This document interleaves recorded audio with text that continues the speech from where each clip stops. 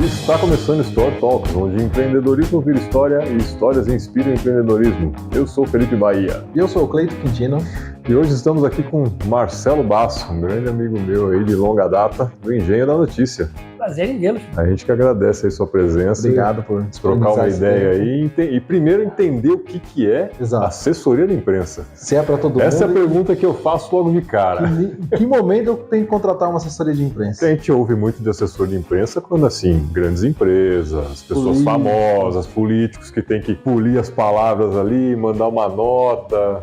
Mas, essencialmente, o que é um assessor de imprensa? Em determinadas situações, e a gente vê muito isso no dia a dia, às vezes é muito mais indicado um assessor de imprensa do que um advogado.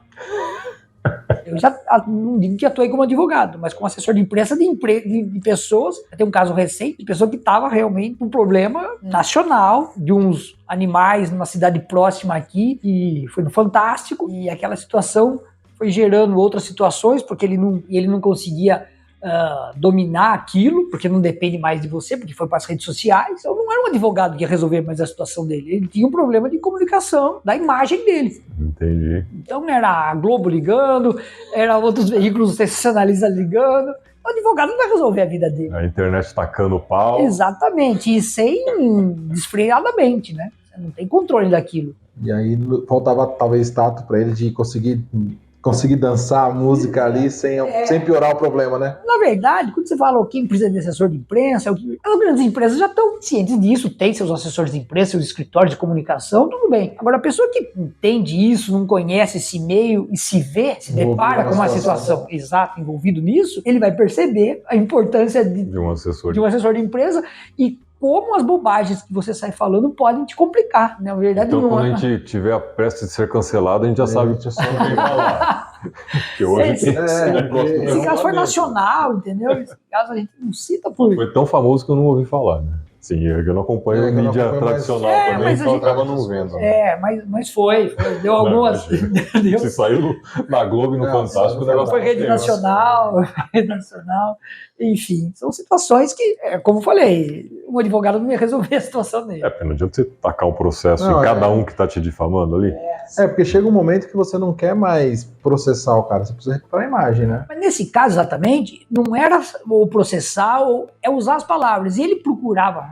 Algumas vezes eu falei com o advogado que era melhor falar com o advogado do que com ele, sabe? As palavras que a gente estava usando, as notas que a gente soltava, né? Eram coisas que você precisa saber o que o jornalista estava querendo para responder. Você chegar querendo falar uma coisa e o jornalista está respondendo outra... Dá conflito, o cara vai escrever o que ele quiser. Exato. E aí a coisa só fica no maior, o que já foi acontecendo. Já estava acontecendo quando eu cheguei no caso. Você foi procurado depois que o negócio já estava em cima. Exato. Quando já assessora alguém e tem um problema, seja bom, você já não para, né? Você já está ali para basear o cara, quando deve falar, como não deve falar, enfim. Isso é muito comum pra gente. A gente está acostumado a receber abordagem, a gente sabe como o jornalista age, o que eles querem saber, o que eles pedem. É no nosso métier. Se você não entende disso, você não entende disso. Vai estudar um pouco, vai conhecer a fundo o caso, né? Não sai falando qualquer coisa, porque vai piorar a situação. Vai piorar.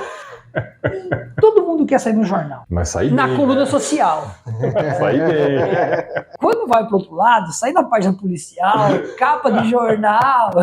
Alguma encrenca aconteceu. Exato. Aí você tem que... Você precisa de uma ponderar, equilibrado. Bom, tirando essa parte de passar uma comunicação, uma imagem melhor de um indivíduo ou de uma empresa para a mídia em geral, o que mais um assessor de imprensa pode contribuir assim, na vida de alguém? Um negócio. Assessoria de imprensa não tem nada a ver com marketing, tem nada a ver com publicidade e propaganda, mas é comunicação. Então, tá na mesma área, mas são coisas distintas. Exatamente. Tá na mesma mesa, falar do mesmo produto. Comunicando um com o outro para desenvolver uma estratégia onde os dois participam. Exatamente, né? Porque ela tem uma estratégia de levar determinado assunto para conhecimento público através da mídia, de uma forma não paga, através de informação, através de notícia. Ou às vezes até paga, né? Porque o jornal também acaba vendendo um espaço para isso ou não?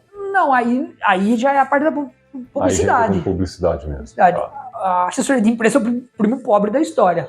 A assessoria de imprensa não trabalha com essa receita, comunica de uma outra forma. O jornalista vem, se a gente está lançando um produto, por mais comercial que seja, tem inovação, tem uma notícia. Não é um sabão em pó no mercado, uma marca de sabão em pó, um sabonete. O produto que seja. Não é uma notícia disfarçada de... Quer dizer, um marketing disfarçado de notícia. Não é, mas tem muito. Tem muito? Tem muito. E com as redes sociais muito mais. Então, a gente hoje em dia vê as influencers, os influencers aí, achando que aquilo... olha aqui, que bacana. Pra fazer, né? Exatamente. Então misturou-se um pouco as coisas. Mas o engenho da notícia, ele foi engendrado há 30 anos. Quando eu fui fazer faculdade de comunicação, com habilitação em jornalismo, porque é a mesma faculdade que o publicitário faz. Até o 2º ano, isso. Depois são as duas habilitações distintas, cada um vai para um lado. Fiz comunicação social para jornalista. Virei jornalista, mas eu nunca pensei em trabalhar num veículo de comunicação. Eu via as coisas acontecendo, o que o mundo, para onde já estava seguindo a comunicação. E eu lembro de um professor que em Piracicaba, hoje já está aposentado, foi secretário de Cultura, tá aí, Adolfo Queiroz. No final do curso eu lembro de ter procurado, acho que uma agência de comunicação seria uma coisa para o futuro, porque eu tinha uma loja, trabalhava com meu pai, uma loja de ferramenta, onde eu precisei continuar trabalhando para pagar a faculdade, mas saindo dali, a minha cabeça já não é isso aqui que eu quero alguma outra coisa. Passou pela graduação, novas ideias. Exatamente. E eu já imaginava alguma coisa que seria o engenho da notícia. Quando eu termino a faculdade, eu quero trabalhar, fecho a loja e começo a trabalhar, fazer uns freelances, trabalhar para algumas empresas, fazer algumas coisas solo. E isso durante 6 anos. Até que eu realmente crio o Engenho da Notícia. Hoje ele está completando aí seus 18 anos. Legal, então são 26 anos aí de vamos completar de carreira. Lá no começo já visualizava montar o seu próprio negócio. Exatamente, na área de comunicação. O Engenho da Notícia. Exatamente. Não era exatamente o que eu imaginava, mas era. Foi ali que ele começou a fazer. Já tinha uns esboços. Até porque o mundo era outro. Sim. Tinha jornais impressos, a gente tinha o hábito de ler. Hoje meu filho vai fazer 16 anos a semana que vem. Ele tem nojo de pegar em jornal, né? Uma molecada aí com o celular jornal, não inclusive. não se tem tantos veículos impressos como antigamente. Piracicaba tinha um monte de jornal. Todos eles migraram para o digital hoje. Tá tudo Os que sobreviveram. Os que sobreviveram, né? Isso os grandes jornais. Isso não é um fato que acontece em Piracicaba ou no interior. Em geral. Hoje você vê o Estadão diminuiu, é igual os formatos aí que a gente fala, tabloide em inglês, né? Aquele formato menor, você consegue quase uma revista. Não, porque a Folha não mudou ainda, continua com aquele padrãozão, o standard, né? E a gente tem um jornal em Piracicaba, que é a Tribuna Piracicabana, que também continua no mesmo formato. E eu adoro ler jornal daquele padrão. Adoro. Acho muito gostoso. Eu também já vou mais pro digital. E todos eles agora têm assinatura digital, você acompanha. Exato. Né? A Folha o Estadão e a Folha são fechados. Você só vê as manchetes ou alguma notícia ou outra. Trechinho e acabou. O que também estão na contramão do mundo, né? No Brasil, quem pode pagar como um canal a cabo, né? Mas eu acho que eles... eu acho que eles têm uma pessoa de estratégia melhor do que eu lá, né? Porque... Eles devem estar ganhando dinheiro dessa forma, porque pra mim faria mais sentido eles abrirem a matéria e vender anúncio de patrocínio igual era o jornal antigamente. Com certeza, concordo com você, e estão indo na contramão. Que o jornal ainda tinha assinatura, ainda tem, né? Assinatura ou a própria compra do jornal avulso ali, né?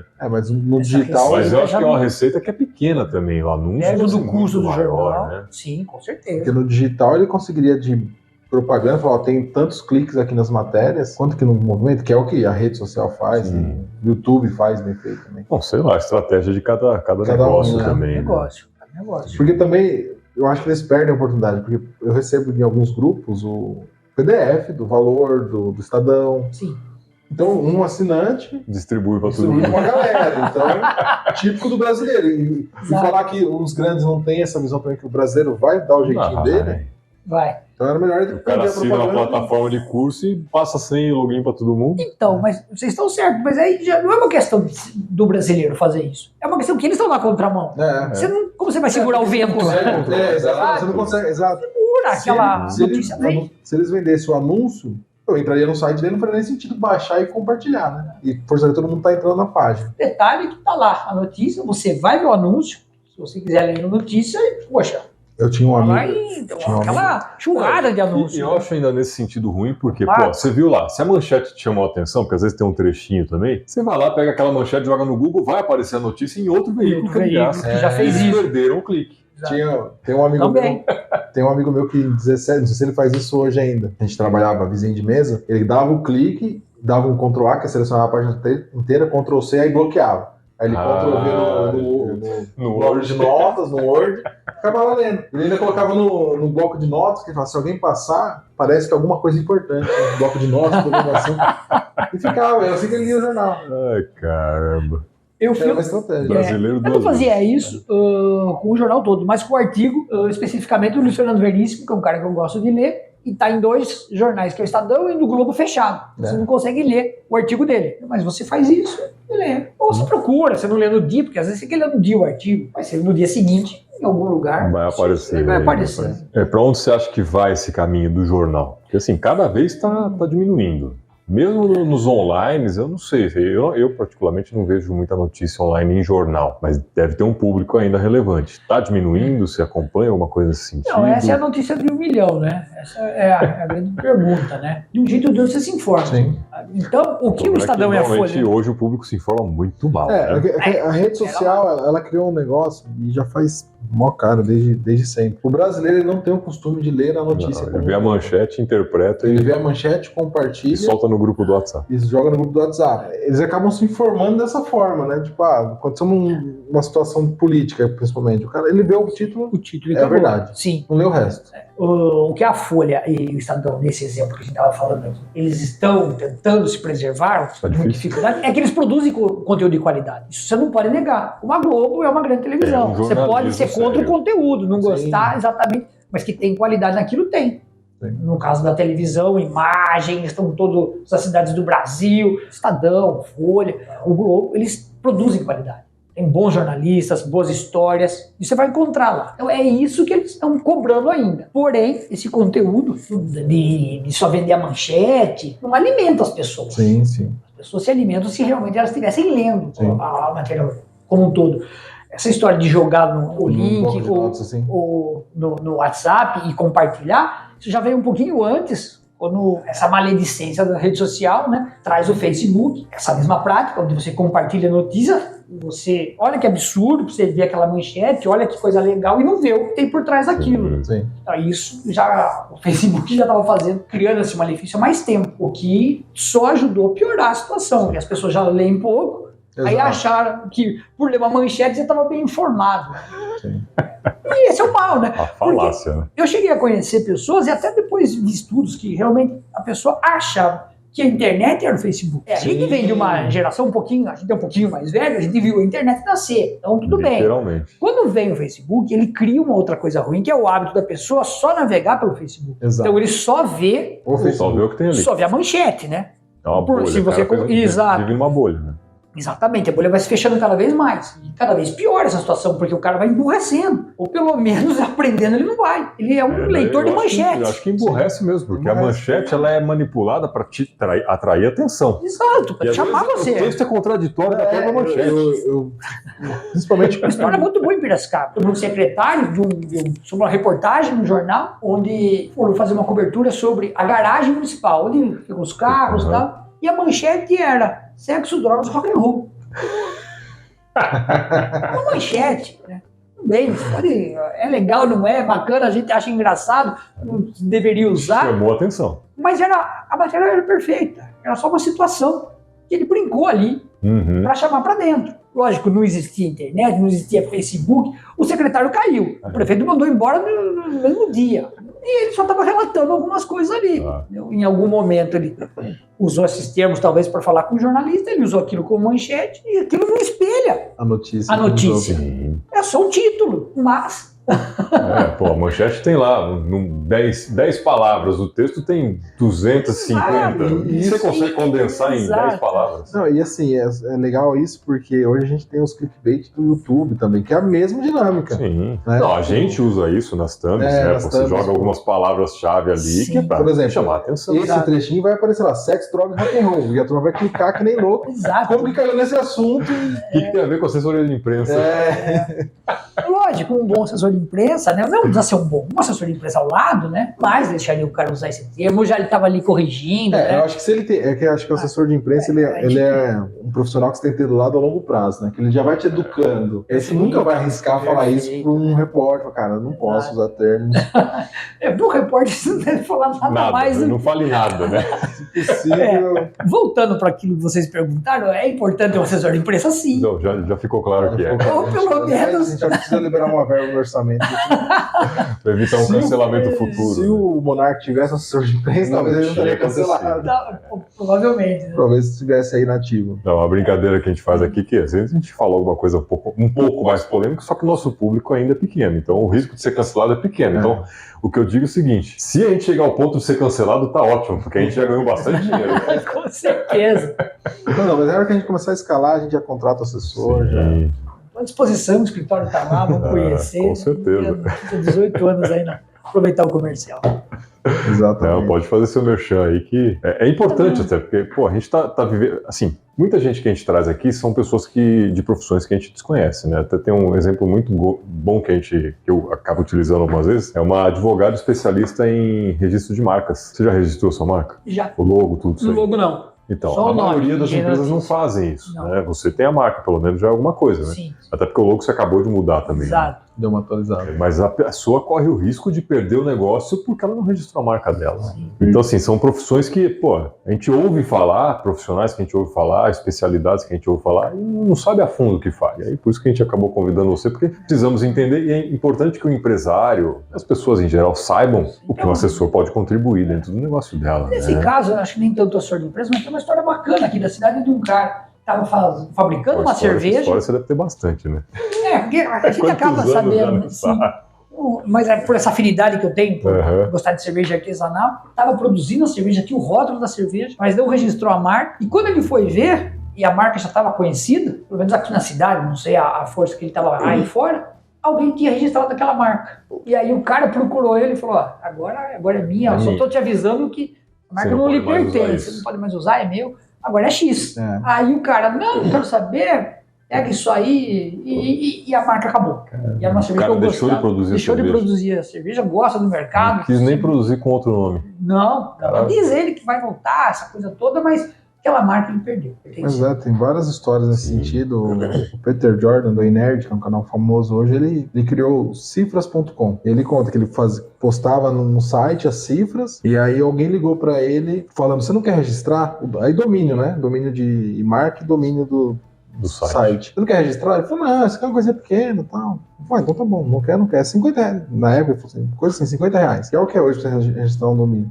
Falei: não tem interesse, aqui é só pra compartilhar a informação. O negócio cresceu, tomou um corpo, falei: pô, vou registrar. Foi lá, já tinha um dono. Aí ele foi, caçou um cara, e o cara falou assim: agora eu quero 10 mil reais. Foi lá atrás. Putz, o site tá. Falei: não, tá bom. Comprou o Cifras. Aí o cara falou: tem um aqui que é letras.com, você quer comprar? Ele falou: não, isso aí não tem nada a ver com o meu negócio é Cifra.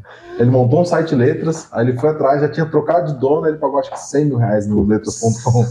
Então assim, hoje, é que às vezes quando você monta um negócio, você não tem noção do tamanho que vai ficar, né? Não. Mas você perdeu, quer dizer, pagou uma grana, um negócio de 50 reais virou. Bom, mas ganhou bastante também, né? Não é que ele tem. Ganhou pra pagar. Se ele que pagou tem- é porque ele tinha pra se ele- pagar. Não, a ponto de ter virado, né? Sim. Isso é uma história conhecida, né? A ponto de chegar nesse nível. Olha, lá atrás ele não dava nada pro negócio dele. Sim. Acredito. Muitos negócios começam na brincadeira, né? Esse cara mesmo que você tá falando da cerveja, talvez ele tenha começado como hobby, produzindo pra ele. Os amigos. Foi crescendo, E aí né? o negócio cresceu. Né? E Começou não se a produzir. preocupou com isso. Exato. Na nossa área, não é nem tanto na assessoria, mas no marketing. E depois muita gente procura. Olha, precisava sim, porque o cara pensa no negócio, começa o negócio, a última coisa que ele vai pensar é no marketing. Ele não separa 10% daquilo que ele gastou, ele não separa 5% para gastar em marketing. Que é o mínimo, né? Até eu mandei um vídeo pra você hoje. Aí publicidade custa caro. Aí eles procuram uma assessoria de imprensa. Ela não dá resultado imediato. Uma assessoria de imprensa. longo Nem prazo. dá, principalmente em varejo. Uma coisa que o cara abre, ele já quer ver o dinheiro entrando, já não vai funcionar uma assessoria de imprensa. E aí você percebe isso. O cara começa a procurar alternativas, né? Tem reuniões, acaba não gastando nada. Ou pelo menos o cara começa a coçar a cabeça e fala: ele não reservou 5%. Não planejou no orçamento. Economiza uma coisa, exato, né? Olha, economize alguma outra coisa aí que você vai precisar ali na frente. E precisa. Como que você vai vender o que você está Sem criando? marketing você não vende. Não faz nada. E marketing custa dinheiro. E não é pouco. Então quer dizer, você pensar no negócio e não imaginar como que você vai pôr aquele negócio para andar, já é uma... Porque apesar dos tempos terem passado, o pessoal ainda está muito vinculado ao boca a boca, né? E funciona. Só que ele é mais lento, né? Muito mais. Muito mais lento. Não escala tão rápido. O Mas marketing assim, chega em mais pessoas. o boca a boca ele é uma das estratégias que é importante. Até eu fui comprar negócio lá na agropecuária do Luciano, que gravou com a gente aqui, e ele abriu uma segunda loja no Mercadão agora. Eu tava conversando com ele, porque a esposa dele fica em uma loja, ele fica na outra, e a loja nova, o pessoal ainda, abriu agora, dia 3 de janeiro, dia 7, não lembro. Então o pessoal ainda não sabe que existe ali. Então precisa fazer uma estratégia de marketing para atrair esse público. Na conversa com o cliente, a pessoa que estiver ali atendendo, cativar o cliente para que esse cliente comece a falar para outros. Isso. A primeira então, assim, todas as estratégias são atreladas, né? Sim. Não dá para você desvincular. Falando de comunicação, fugindo um pouco da assessoria de imprensa, mas é comunicação. Tem uma relação muito próxima, né? Não tem jeito. Porque o marketing, teoricamente, vai te jogar para mostrar, e sem assessor de imprensa, na hora que você começar a ganhar destaque, você vai falar merda. É mais ou menos isso, né? Agora, deixa eu te perguntar, ano de eleição, como que é isso? Esses 18 anos é a primeira vez que a gente tem uma experiência com político. Porque deve ser complicado, né? Qualquer coisinha toma uma proporção. Exato. E aí cabe a assessoria de imprensa mesmo. Mas na campanha em si, o que ele vai precisar é mais a publicidade, é mais o marketing pessoal dele. Até agora as leis mudaram um pouco, então está um pouco mais limitado. A lei mudar no Brasil? Nunca vi isso. A lei eleitoral, sim. Você não vê mais santinho jogado no chão, sabe? Não, mudou. Estou fazendo um sarcasmo mesmo. Porque aqui Muda cada hora. E essa, por sinal, é pega, né? Porque se o cara infringe, o que tem de candidato atrás dele esperando que ele seja caçado para entrar no lugar? Então, realmente, a lei eleitoral funciona bem. Sim. Funciona bem. Muito caso aí de gente que não faz a prestação de conta. É caçado por prestação de conta. Sim. Prestação de conta eleitoral É sério, é sério. É sério porque tem um monte de outro político atrás, né? Exato. Só por isso. Mas é na verdade, de... a eficiência na fiscalização é dos concorrentes. Né? É alguém que está fiscalizando além do fiscal, né? Não é muita gente olhando. Olha não tem muito, que ser. A gente está aí nessa campanha, vamos entrar aí. Interessante. De uma forma mais incisiva. Está preparado psicologicamente? Eu acho que sim, né? Nessa vida a gente tem que estar preparado para tudo, né? Quanto de história não chega? Tudo quanto é tipo, é uma novela. Trabalhando, eu acho que estando na campanha você vai ter muito mais histórias, né? Uhum. Mas como jornalista aí nesse meio, sempre tem muita história boa, né? Independente de você estar trabalhando com o candidato ou não. Tem muita história que acaba indo para os jornais, né? Tem histórias boas, histórias interessantes e outras histórias aí a gente escuta falar também, porque realmente... Também já não acha a fonte. Eu nunca trabalhei num veículo de comunicação. Eu sempre fui assessor de imprensa. O que o assessor de imprensa faz é ser um ajudante do jornalista. Eu estou ali para ajudar ele da melhor forma a desenvolver a matéria que ele está precisando. Contar a história melhor. Contar a história dele, de uma forma mais real. Preferência com o meu cliente, se está procurando da minha empresa com que eu trabalho, com quem eu represento. Então, o assessor de imprensa não é nada mais do que um braçal. Ele está ali para ajudar o jornalista. Escrever um texto. Exatamente. Ver a história dele, ou eu vou te municiar com informações, tudo que você precisar. Tem um certo glamour? Tem, mas se vir para o operacional, você vai ver que você é quase que um braçal. Eu já atendi muita gente, grandes veículos, nesse período, né, 18 anos aí, 26 na verdade, como assessor de imprensa, grandes repórteres, gente que só faltou pisar no seu pescoço. E ao mesmo tempo, gente que eu lembro com o maior carinho. Você vê na televisão e a pessoa é uma doçura. Legal. A gente vê esses dois contrapontos. Grandes repórteres. A complexidade do ser humano é essa, você pega uns extremos dos dois lados. Eu estava num salão de humor, o telefone tocando, e durante a abertura do salão de humor. E não era o telefone celular, era uma sala que estava tocando esse telefone. E insistente. E eu fui atender para... Eu podia tirar do gancho para parar de tocar. Alô, aqui é o Carlos Nascimento, eu sabia o nome do ganhador do salão de humor. E eu era um iniciante. Quem? É o Carlos Nascimento. Me passa o nome do ganhador do salão de humor. Ele ficava aí. O cara simples, ele foi super educado, só precisava saber o nome, mas, alguém tinha que entender que ele telefone, né? E foi você. Passando pelo corredor, aquela porcaria daquele celular, atrás da coxinha do teatro, tocando o telefone, nem sempre tinha aquele aparelho lá. Aí você ganha, né, a notícia. Aí você anda na Globo por aquilo. Porque se ninguém atende o telefone, derruba essa pauta. Não sei como que eu vou saber. Uma época que não tinha internet, não tinha celular, como que ele ia descobrir o nome do ganhador do salão do humor? Ligando para o salão do humor. Ele fez isso. Pegou o telefone, achou o telefone em algum lugar. No horário da abertura lá, onde o assessor de imprensa não está sentado, assistindo. Está trabalhando, está atrás da coxinha, alguma coisa está ali, carregando o piano. E atendi e foi muito legal, né? Legal, assim conheci o Carlos Nascimento. E você chegou a ter contato com ele depois não, disso? Com ele não. Mas aí, então me fala mais isso, quantos números, os números do salão, aí a gente começou a conversar. Uma matéria ali.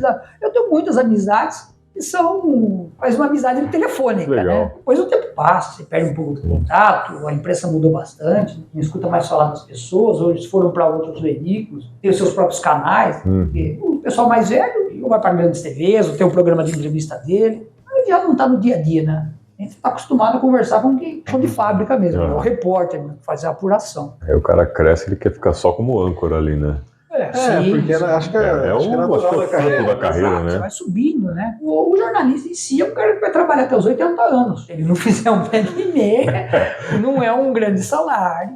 Então, não pensa que o cara é pelo glamour. O cara que tá na televisão aparecendo, ele é o bonitão. Né? Falando do salário do Bonner por aí, desse pessoal, é astronômico mesmo.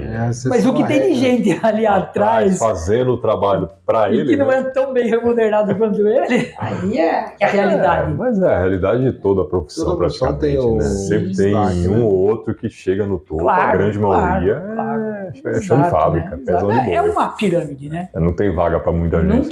Não tem. Senão também não. E nessa área cada vez menos. Os veículos estão diminuindo, né? Eu não sei se estão diminuindo. Eu vejo por um outro lado. É pulverizado, né? Porque hoje na internet é tudo nichado. Então, você vai falar de corrida, que é um negócio que você também mexe aí, que a gente trabalhou junto, inclusive, né? Pô, o cara que gosta de corrida, ele vai pro canal de corrida. Ele não vai ficar vendo o canal de cozinha. Porque às vezes ele não gosta daquilo. Exato. Se ele gosta, ele vai ver os dois, mas são coisas distintas. Hoje não, hoje então é pulverizado. Pulverizou demais, então, é muito lixado, né? Não tem jeito. Mas quando tínhamos mais jornal, e o Estadão, a Folha era... Nossa, era um calhamaço. Você tinha. Comprava por quilo. Aí, e não era só, né? A gente dá um exemplo para todo mundo estar ouvindo, né? Estamos indo além mar, né? Pela internet, todo mundo está vendo a gente do outro lado do mundo. Então é um jornal em todo lugar, é igual em todo lugar. Mas em Piracicaba. Então, você abriu o jornal, a página principal, os editoriais, um padrão, a política, cidades, educação, saúde.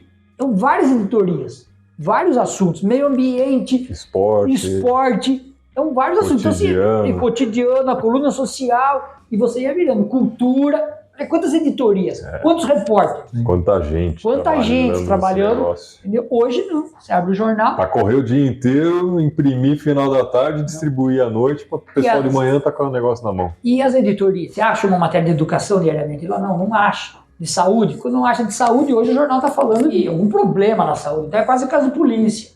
Ou problema político, mas você não vê uma matéria abordando a educação, a saúde, porque estão diminuindo. Então, os jornais estão diminuindo no interior. Isso é uma tendência também. Estão migrando, tá? Cada um está indo tá segmentando. Eu vejo que hoje eu recebo lá, eu sou de Rio das Pedras, né? Lá eu recebo, tem 2 jornais lá, e aí eles vêm, um arquivinho PDF lá, eles distribuição gratuita, e realmente é isso que você falou, são pinceladas normalmente no problema. Nunca é uma notícia falando de forma geral da educação, por exemplo. É sempre quando faltou alguma coisa, quando caiu, quebrou alguma coisa, nunca é mais profundo. Que é o que também vende, né? A polêmica. A polêmica vende mais e também tem outro fator, né? Hoje eu tenho o WhatsApp do pessoal, né? Você tem lá da prefeitura que tem muito conteúdo já publicado. Então, de certa forma, a própria prefeitura mata o jornal. Sim. Porque antes, para eu saber uma coisa que acontecia com o prefeito, eu tinha que buscar o jornal. Hoje não. Hoje eu entro no site da prefeitura e eles vendem a notícia lá no site. Mas também do jeito deles, né? Do jeito deles. A versão deles. A versão deles. Então, os jornalistas que estavam nas redações, e a maioria deles foi emitido, migraram para outros veículos, muitos trabalhando em assessorias de imprensa na prefeitura, de Rio das Pedras, de São Pedro, de Piracicaba, uma equipe lá, produzindo textos e disparando esses textos, que vai parar nesses canais, ou dispara pelo WhatsApp, pelas redes sociais, publicam nas suas redes e vai para os jornais também, as rádios, não falou de rádio, não falou de TV, tem muito um canal de vocês aqui, é um canal de comunicação. Com certeza. E aí, de fato, a notícia que ganha no destaque no jornal é o problema, né? Então, se a assessoria solta uma nota no site da prefeitura dizendo, o projeto X foi assim, o repórter vai soltar uma, não foi bem assim. Aí ele vai contrapor. Mas se foi do jeito que a assessoria colocou, por que botar outra notícia, o cara fica ali, né? Fica ali, morre ali. Esse é o problema de uma imprensa não muito ativa. Fica reproduzindo os releases que recebe da prefeitura. Eu até escutei eu não vou lembrar quem falou. Foi muito assim que o editorial de alguns sites menores era isso, eles assinavam Estadão, Globo, então eles ficavam lá com 3 telas abertas, abria o jornal, essa notícia é legal, mudava de repente uma manchete ali, soltava no site dele, um clickbait lá, uma chamada, e fonte Estadão, e beleza. O Piranote faz isso em Piracicaba, né? O Piranote, eu acho que basicamente eu isso, no curso, né? Eu fiquei puto com o Piranote, começou a chegar umas notícias lá que era de outra cidade, mas eles colocavam acidente na rodovia. Aí eu falei, putz, será que... Sim. Aí eu clicava, não, era em Botucatu. Não quero saber de Botucatu, pô. É uma prática que a gente tem para chamar deles, pegar já, para buscar clique, né? já. E chamar as pessoas para dentro do site dele. Sim. Infelizmente as pessoas usam isso. E é um mercado, né? Aquela história, né? Se ele não faz também, pelas matérias por si só, sem ter tanta desgraça, ele não... Mas ele porque você conhece, mas Sim. é uma prática comum, né? Exato. Às vezes você quer a notícia de Piracicaba, você está procurando se informar ali na sua aldeia, né? Na sua cidade.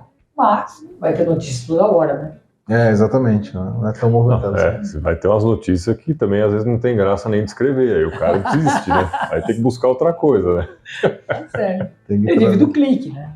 E tem notícia que cansa também, buraco na rua. Pô, tá bom, mais um. Já, infelizmente, se tornou normal. É demais, né? Bem comum. Mas assim, o que tem de novidades de projeto aí que você está desenvolvendo alguma coisa diferente, além de ter mudado aí a personalidade do Engenheiro da Notícia? Tá vindo alguma novidade? Tá mudando um pouco a forma, mudando o site. A gente sempre teve um site institucional. A gente hoje quer um site um pouco mais ativo, mais colaborativo, onde a gente quer um pouco mais de troca, não só com o nosso cliente, mas com quem está procurando notícia mesmo. Vai encontrar vai virar um séria. portalzinho de notícia. Exato. Legal. Com foco no nosso cliente, sempre. Mas também produzindo notícias autorais. Legal. Isso é bem bacana, né? Porque estamos em Piracicaba, somos jornalistas, a gente tem uma equipe, né? 5 jornalistas, então todo mundo ali produzindo é conteúdo. E estamos falando de Piracicaba, a empresa é de Piracicaba, quem tem alguns clientes fora, mas são da região, então estamos falando da nossa... Região metropolitana de Piracicaba. Sim, estamos falando da nossa realidade, não vamos sair procurando notícias. Isso é bom, já fica um canal de comunicação aí com notícias condensadas, né? Sim. Vai ter assinatura ou vai ser livre? Não, vai ser aberto, nada.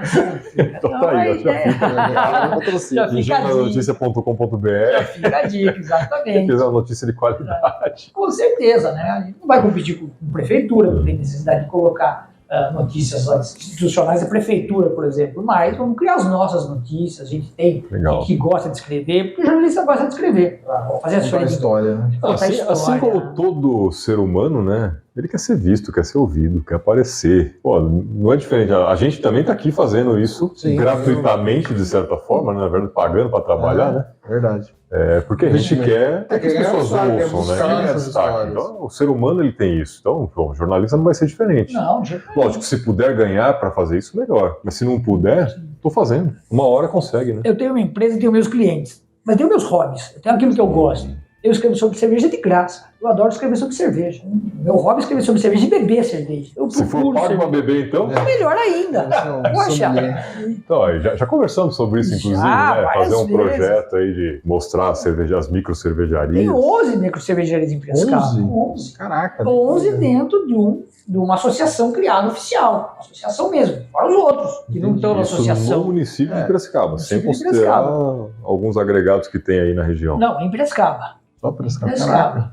11 cervejarias dentro da Piracera, que é uma associação que foi criada aí em dezembro, novembro. Recente. Ela congrega as empresas que fabricam cervejas em Piracicaba. E você é o degustador oficial da... Eu sou assessor de imprensa deles, mas é porque eu gosto de falar sobre cerveja, eu não cobro nada por isso. Para mim é um prazer enorme divulgar cerveja artesanal. E foi algo que eu descobri graças à assessoria de imprensa quando eu trabalhava no Sena. O fato de a gente beber cerveja no Brasil, de alguns anos para cá, 2 décadas, talvez, nos anos 90 ali, e é enganado a cerveja que a gente bebe, né? Deixa de ser cerveja, não é cerveja. A indústria, algumas indústrias, né? Tem muito que esconder. A Heineken, a cerveja da Heineken é por malte. A cerveja da Ambev não é. A Ambev começa a comprar algumas marcas para entrar nesse segmento do puro malte. Ela compra Colorado, ela compra outras marcas, mas ela não produz exatamente cerveja. Brahma, Skol, Antártica, eles têm 40% a 45% de milho na sua composição. Então, qualquer coisa que tenha 45% de algo que não é aquela coisa, não pode ser. Não pode ser aquela coisa. Não pode ser considerado. Eu vi comentei com você, eu encontrei um garoto, não é que ele trabalha numa cervejaria aqui de Pira, ele tava fazendo um curso em São Paulo de sommelier. Ele tava falando muito isso. Na escala, não tem jeito, né? Pra vender e atender, custo, porque a artesanal ela fica mais cara, né? Ela tem uma vida útil menor. Não, mas tem cervejas. A Heineken, é o que ele falou, a Heineken, pô. É uma das maiores cervejarias do mundo. Sim, mas Sim. no Brasil ela já deturpou um pouco, na verdade. Não, Mantém? ela mantém por uma. Pode ter algumas diferenças ali, talvez a composição, algo a mais, a menos, mas é por uma, não tem milho, é de juntos. Ah, tá, entendi. A Budweiser, por exemplo, foi arroz, mas ela nunca escondeu Tá a escrito receita lá no dela. rótulo dela, Escrito arroz. cerveja de arroz. Exato. A Ambev nunca escreveu que ela tinha milho. Hoje escreve, graças ao professor do Sena, esse cara, Caraca. que escreveu um artigo que não conseguiu publicar no Brasil. Caramba. Opa, e passou para mim. Ambev. Não é bem Ambev, né? Não vou entrar nesse detalhe, mas... Não entrar. Mas ele não conseguia. Então aí um dia eu encontro ele no corredor, ele me deu um estudo em inglês, eu falei inglês, científico ainda, né? Aí eu fiquei no Google lá uns 15 dias para entender tudo que ele estava escrevendo. Aí eu liguei para ele, professor, isso que você está falando não é isso que eu estou entendendo? O que você está entendendo? Tem milho na cerveja? Não tem. E é toda essa porção aqui, né? Porque algo tiver um pouquinho lá, 5%, 10%, sei lá, 45% de milho, sim. Mas tá numa cerveja, pô. É uma pamonha, quase um curau, né? É um puro creme do milho. Ele falou, Nem é sim. produzido em Piracicaba. Exato. Não, era, né? Já tinha o início da cevada pura. Não, A cevada falando a existia. cerveja de milho. Ah, sim, nem é, né? Por sinal, só um adendo nessa história, ele usa a cevada pura para fazer o comparativo zero dele. Ele parte da cevada pura. Porque ele tinha uma tabela, esse é o zero, daqui para cima é cerveja, daqui para baixo não é. Ele usa a cevada pura. Que ele precisava de cerveja, de referência. Cerveja, a referência dele foi usada a cevada pura. E ele escreve esse artigo, e na época eu estava indo pro Fantástico toda semana, eu tinha um cliente aqui de Piracicaba, que fazia umas medições, é um advogado que trabalha com comparativos de velocidade, é bem bacana o instituto, chama IAPA, é aqui em Piracicaba, o senhor Renato Orsi. E ele ia toda semana dar uma entrevista no Fantástico, falar desses rachas de rua. O cara falou que estava a 60 por hora, mas pela medição aqui, que era uma coisa científica, mas para ele faz, o cara estava a mais de 180. Ele ia lá fazer. Então eu ia no Fantástico toda semana gravar. E aí, numa dessas, eu estava com o estudo na cabeça, encontrei uma repórter batendo um papo ali. Manda esse estudo para mim, mandei um estudo para ela. A gente estava às vésperas da Copa do Mundo no Brasil, onde a Ambev já tinha comprado tudo quanto é, toda a propaganda. Tudo que ela estava patrocinando, né? Tudo já. Então, o cara falou, olha, aqui essa matéria não vai entrar. O repórter de Jogo Olímpico, né? Falou, aqui não vai entrar essa matéria. Eu vou puta matéria. Espaço publicitário, exato, né? Tudo. Aí ele falou, aqui não vai entrar. Se um negócio desse, cai tudo a verba embora, né? Eu volto assim, falei, e agora? Eu faço essa reportagem, liguei. Um amigo na Folha, ele falou, vou te passar para o editor. O editor de ciências. Outro caderno que você não encontra mais com facilidade nos jornais. Tinha uma editoria de ciências. Né? Isso faz 12 anos. Aí eu liguei para ele, expliquei a história, ele falou, me manda aqui. E mandei, acho que até por fax, não sei, por e-mail mesmo. E aí ele me retorna, ele falou, posso falar com o professor? Eu falei, claro, passei o contato do professor para ele. No dia seguinte, eu guardo como um troféu, né, essa matéria, porque foi a assessoria que levou esse. Para mim é um troféu. Tem aquela página, aquele facsímile da Folha, onde as colunas assim, vão explicando o título, cerveja brasileira por milho, alguma coisa assim. Não é puro malte, puro milho. Exato. E aí ele põe a tulipa no meio, assim, né, que a Folha gosta de trabalhar fazer assim. Umas imagens. A tulipa amarela da cerveja, e dentro todas as cervejas e a porcentagem, né, de milho que ela tinha. Então ele foi colocando ali. Pegou o estudo e botou ali. Sim. Traduziu para uma linguagem mais popular também. Exato, mais sim. fácil de visualização. Isso cabe também no jornalismo, porque a coisa que eu mais gosto de escrever é o jornalismo científico. Né? Eu fiquei 5 anos na assessoria da empresa da Exalc, fiquei 10 anos aqui na USP de Piracicaba. E o que era muito gostoso é você entender o estudo, pegar, conversar com o professor e traduzir para o jornalista. Isso cabe ao assessor de imprensa. A função que eu mais gosto. Se eu pudesse fazer só, eu faria só isso. Deve ser legal mesmo. E essa história... Sai muita coisa de produção ali que não chega no público. A USP de Piracicaba é um negócio absurdo. É uma das maiores produtoras de... Muita informação, muita notícia. Antes disso, esse mesmo professor já tinha feito uma matéria, uma pesquisa muito legal com o McDonald's, com a carne do McDonald's. Estudos muito legais. Só que tudo isso foi criado antes do Facebook, quando não disse boom. Senão, hoje, viralizava assim com muita facilidade. E a matéria da cerveja também foi muito legal. Vale a pena pegar um projeto, pegar um estagiário, começa a caçar esses artigos e a gente vai criar um canal aqui só pra falar disso. Tá tudo no Google, cara. Já tá. Tudo lá. Então hoje já tá disponibilizado. Não, você encontra, mas são notícias que já... Mas reviver ela. Seria ótimo. Seria ótimo. Fazer um conteúdo nesse sentido. Aí, por conta disso... Fica a ideia aí para quem quiser fazer, porque a gente já não tem mais tempo também. Olha que legal. Veio uma revista científica, isso que você compra em banca comum, eu vou lembrar o nome dela, Ciência Hoje. Não é Ciência Hoje, que a Ciência Hoje é mais séria. É uma bem popular, parecida com a Super Interessante, mas um outro nome. E aí fizemos uma matéria sobre os laboratórios da Exalc, que parecia esse CSI mesmo, sabe? E aí, olha, aqui foi descoberto o que tinha na cerveja, aqui no McDonald's, e o cara foi usando esses chavões através de mim, a gente, da assessoria de imprensa, né? Não, eu porque eu tava ali, mas... Sim. Pegando, olha que legal, ele fez assim 6, 7 páginas da revista, mostrando que cada laboratório já tinha desvendado, tinha descoberto Piracicaba. Coisa simples até. Simples em partes, né? Para quem tá ali. Tudo é simples para quem conhece. Né? Tem esse fator, né? Você vivenciou aquilo, mas é interessante porque você pegava aquele negócio que é complexo para o público em geral e traduzia, né? Aí você põe isso numa revista popular, né? Deus, cerveja tem milho, né? A carne do McDonald's tinha aquela... bebendo, não sabe nem o que é, né? Era bem bacana no McDonald's porque tinha aquele mito, né? De que era minhoca, né? Exato. E os caras não. E um aparelho também simples, que tem em qualquer laboratório. Não, a gente coloca aqui um espectrômetro de massa e a gente sabe o que tem aqui. Não tem minhoca na carne do McDonald's. Também não tem carne, mas não tem minhoca. Se tivesse minhoca, teria um pouquinho de carne. E um pouquinho de terra também. Caraca, é interessante saber disso, porque fazia nem ideia, né? Acho que o etanol também teve uma descoberta. O etanol foi aqui, foi feito? Foi algo assim? Não sei. Do que você está falando? Primeiro carro a etanol. Eu não sei o que é Exalc. Mas não sei. Não é Exalc, é o IAC, né? Tinha aqui o Instituto Açucrial, quando foi criado o Proal, foi aqui dentro de Piracicaba, dentro do IAC. Mas também tem uma história, aí remete a anos 30, que a família Bottin criou o primeiro carro lá no usina Monte Alegre. O Caminhonete lá, e o cara... Olha só. Exato. Essa coisa de a gente vê em filme, o cara colocando cachaça, uísque no tanque do carro, o cara fez isso na usina Monte Alegre. E tem uns registros lá, falar com o valor de lote, tem umas fotos. Legal. Ele é Bottin, um cara que era o crânio lá na usina Monte Alegre, e o cara fez o carro dar com álcool naquela época. Com cachaça. Cachaça. Sei lá, água quente, sei lá o que era. E jogou no tanque. Piracicabana é virado também. Depois, o Proal em 78, né? Os caras participam ativamente no processo, né? É por isso que nossa região é forte na cana, né? Muitas usinas, a Raizen desenvolveu aqui, né? Sim, aí na frente, né? Mas o IAC, né? Desenvolvendo cana, lá, né? desenvolveu lá. E depois, mais pra frente, pouca gente sabe, o biodiesel, o carro flex, que foi desenvolvido aqui numa outra empresa de tecnologia. Já até mudou de nome, aqui em Piracicaba. Olha só. O motor... Flex foi desenvolvido em Piracicaba. Nossa, surreal. Estamos descobrindo mais coisas de Piracicaba. Não comunica muito bem também, não. Umas coisas grandes. Não, são coisas antigas, né, cara? Mas o Flex já tem uns 30 anos. Não, Flex não. Não. Quanto tempo tem? Por aí, né? De 2000. Eu tô com 40 já. Velho.